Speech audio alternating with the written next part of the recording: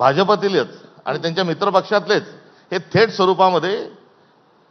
तो देवेंद्र पण फडणवीसांकडे त्यांनी असंच झालं ना सबकाजी, की आता औरंगजेबाबद्दल समाजात ज्या भावना आहेत तीव्र झालेल्या आहेत ते सगळ्यात आत्ताच्या परिस्थितीनंतर, आणि बरोबर त्या औरंगजेबाचाच मुद्दा काढायचा, तीच तुलना करायची, म्हणजे हे पुन्हा ते वादग्रस्त वक्तव्य करायचं, अशा पद्धतीचंच ते झालं ना. माझ्या वक्तव्यामध्ये विवेक नसेल, काही त्याच्यात भाषेचा प्रयोग योग्य नसेल, तर माझ्या वक्तव्याला आपण जरूर बेजबाबदार किंवा मी बेताल हाही तुम्ही जर शब्द मारला तरी तो मला त्याच्यात हरकत घेण्याचं काही कारण नाही. मात्र मी एका क्रोनॉलॉजीने ज्या घडत असणाऱ्या घटना आहेत, जे फेल्युअर सरकारचं आहे, आणि हे सगळं करत असताना जो धर्माचा उपयोग करून औरंगजेब जसा कारभार करता, अर्थात औरंगजेबाचा कारभार क्रूरच आहे, त्याचं उदात्तीकरण करण्याचा काही विषय नाही,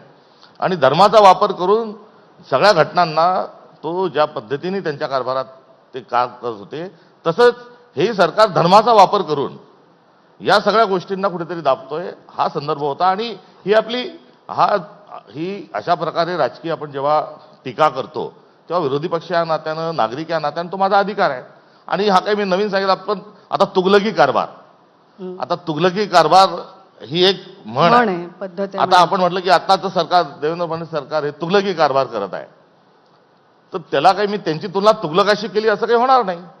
त्यामुळे मी जे बोललोय ते तो माझा अधिकार जो आहे, आणि जी राजकीय जी टिप्पणी करण्याकरता जी आपली संस्कृती आहे, परंपरा आहे, त्या अनुषंगानं माझं हे विधान होतं. नाही, पण असं होतंय ना की तुम्ही हे विधान केलं, तुम्ही म्हणताय की कारभार योग्य पद्धतीने चालला नाही, तुम्ही काही घटनांचा उल्लेख केला, जसं की त्यात संतोष देशमुखांच्या घटनेचा